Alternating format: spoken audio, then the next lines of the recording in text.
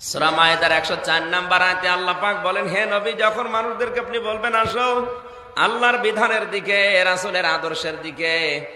আপনি দেখতে পাবেন অনেক মানুষ এমন আছে তারা বলবে হাসবুনা, আমাদের জন্য যথেষ্ট,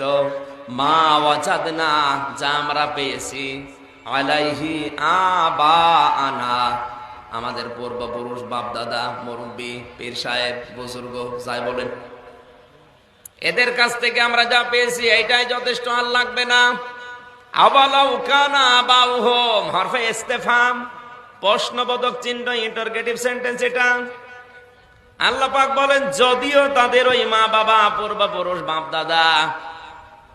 তাদের এই পীর সাহেব বলেন, বুজুর্গ বলেন, মুরব্বী বলেন, এরা লা ইয়ালামুনা শাইয়া, ইসলাম সম্পর্ক সেরকম কিছু জানতো না, ওয়ালা ইয়াহতাদুন, হেদায়েতের উপরেও ছিল না, এরপরও অন্ধভাবে তারা